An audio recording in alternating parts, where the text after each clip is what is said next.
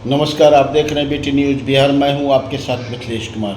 अभी मैं कटिहार डिस्ट्रिक्ट का कोढ़ा प्रखंड अंतर्गत राजवाड़ा पंचायत में अवस्थित मदरसा 1128 की श्रेणी के मदरसा के प्रधानाध्यापक। सर, अपना नाम बताइएगा। जी, मेरा नाम मकसूद आलम है। जी सर, आप प्रधानाध्यापक हैं। प्रिंसिपल हूँ इस मदरसे का। जी सर, कब से सर आपकी पोस्टिंग है यहाँ से?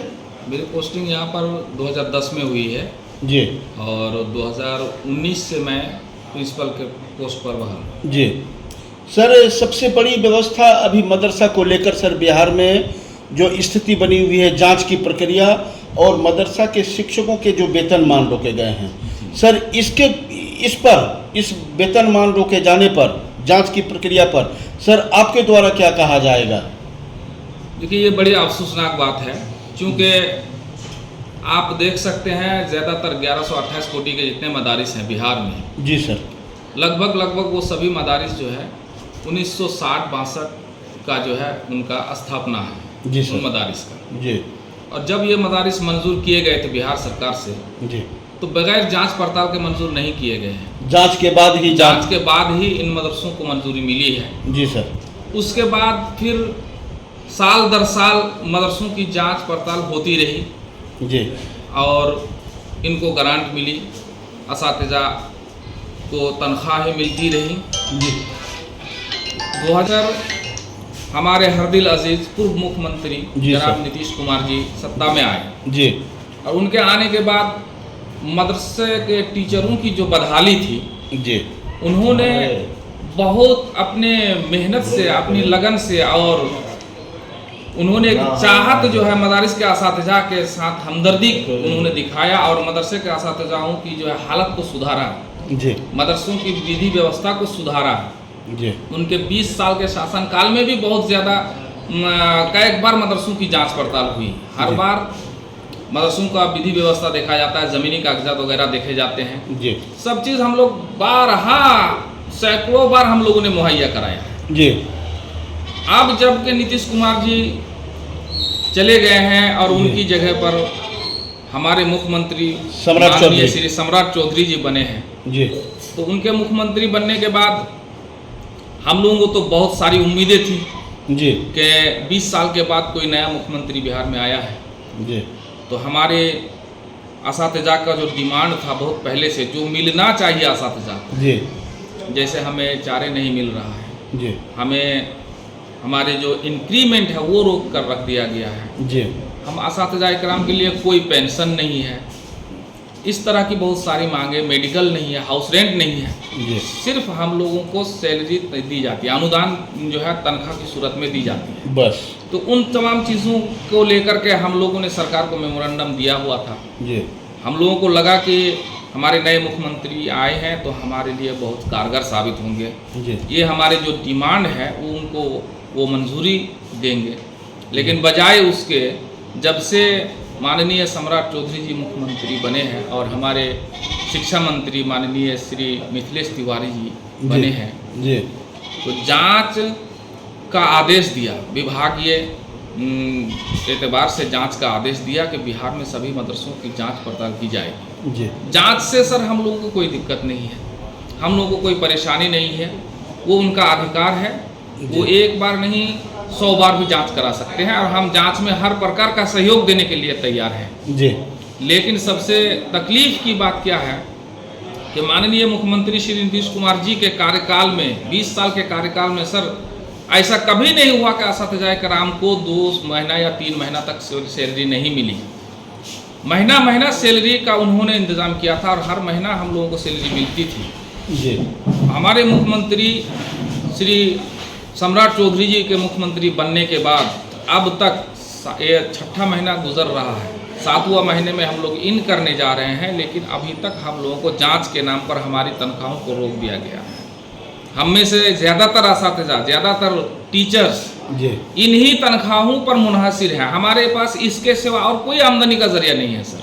सर, एक छोटा सा सवाल आपके साथ और जुड़ता है। आपके यहाँ जो बच्चे पढ़ रहे हैं सर, जी, और विद्यालय में जो बच्चे पढ़ रहे हैं, विद्यालय के बच्चों को जो सुविधा दी जा रही है सरकार की ओर से, वो आपके यहाँ जो बच्चे पढ़ रहे हैं उनको वो सुविधा क्यों नहीं दी जा रही है?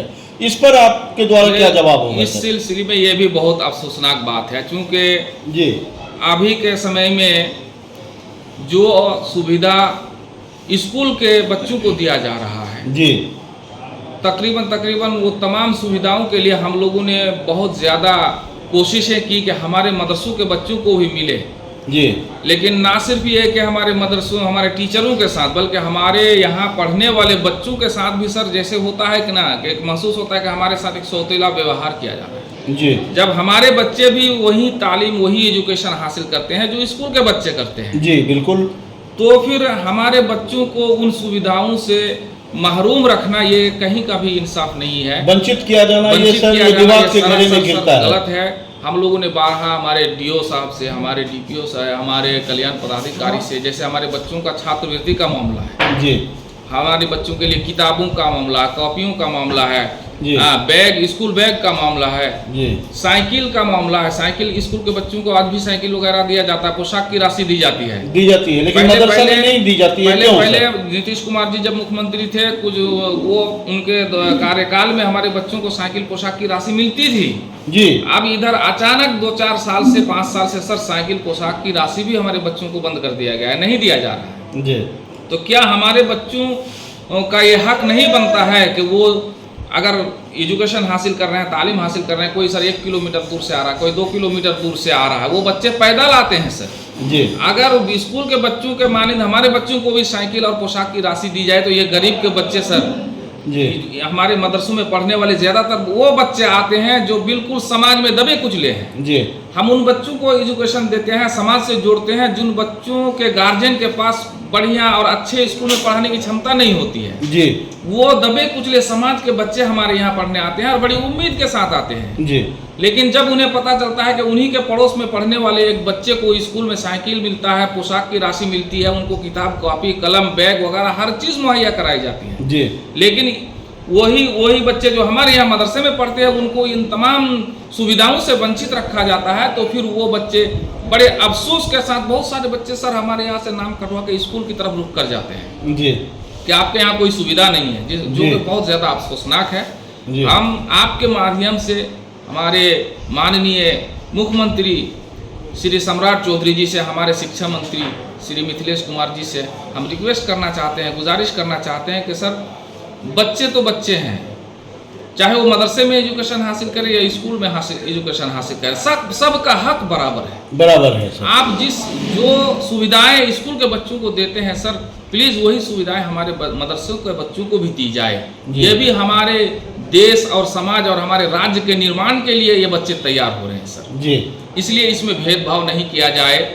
आप बिल्कुल खुलूस दिल के साथ जो रवैया, जो सुविधा आप स्कूल के बच्चों के साथ आपने इख्तियार किया है, वही सुविधा हमारे बच्चों के साथ भी इख्तियार किया जाए, ताकि हमारे मदरसे में पढ़ने वाले बच्चे भी मुल्क और कौम और हमारे बिहार और देश की तरक्की में बराबर का साझेदार बन सके। जी सर मदरसा नंबर भी बता दिया जाए सर, और सारे शिक्षकों का भी फोटो दिखा दिया जाए। ये हमारा मदरसा दारुल हुदा चापी जी, उसका पंचायत राजवाड़ा, मदरसा नंबर जिला कटिहार, मदरसा नंबर 299 है जी। और हमारे यहाँ सर वस्तानिया से लेकर के एमए तक की पढ़ाई होती है जी, फाजिल तक की पढ़ाई है जी। लेकिन अभी भी टीचरों की बहुत ज़्यादा कमी है।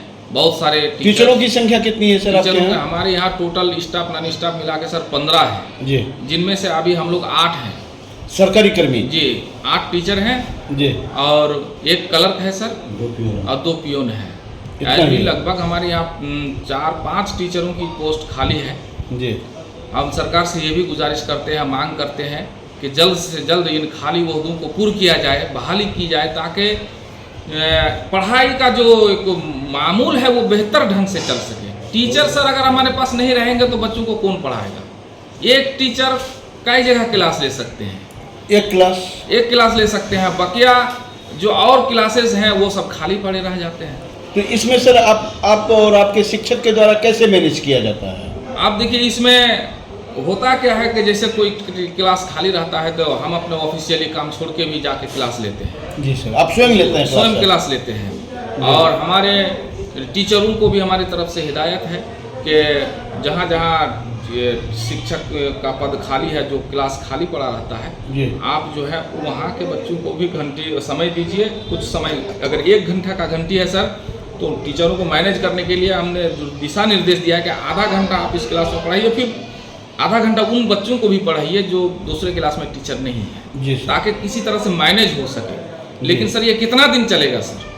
ये ज़्यादा दिन नहीं चल पाएगा। ये जो सारी समस्याएं आपके द्वारा बताई जा रही हैं सर जी, ये तो सारी समस्याएं विवाद के घेरे में घिरता हुआ ये है। बिल्कुल विवाद के घेरे में घिरा हुआ है।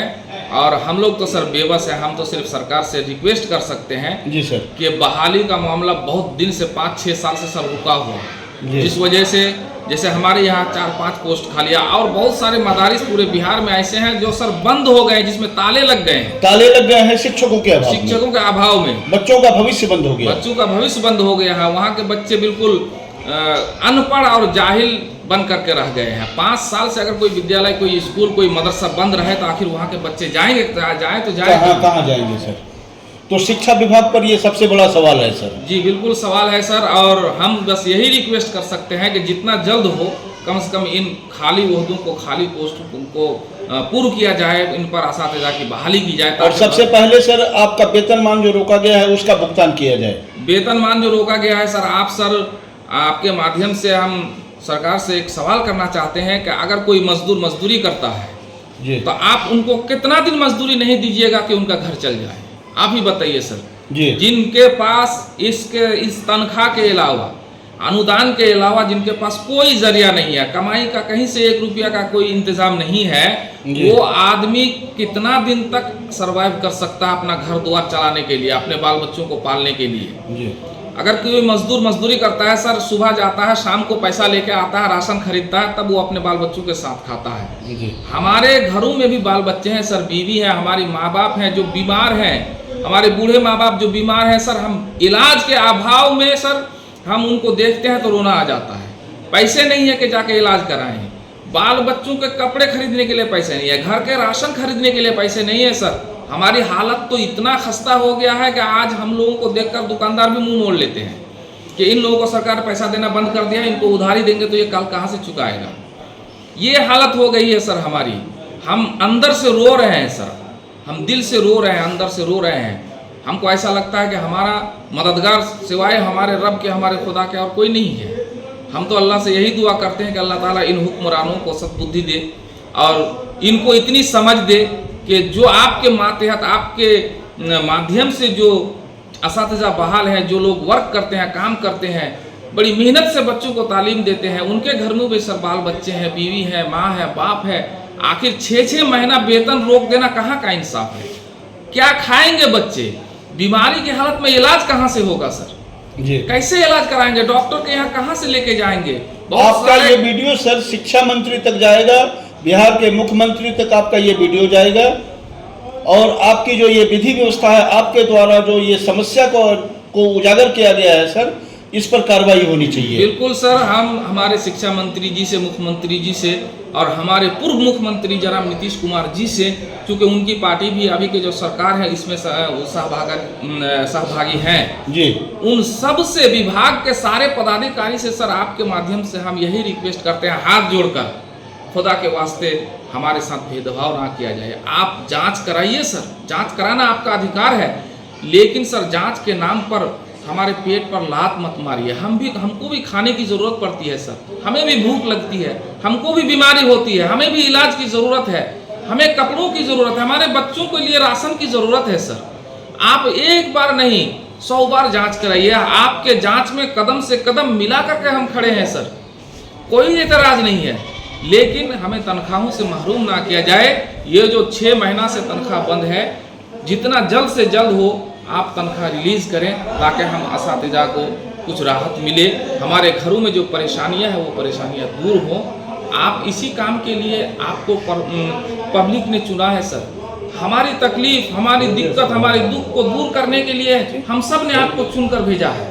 इसलिए जितनी हमारी तकलीफ़ें हैं, हम अपनी तकलीफ़ और भी बहुत ज़्यादा है जो हम बयां नहीं कर सकते। होगा सर, लंबा होगा। इसलिए आपसे सर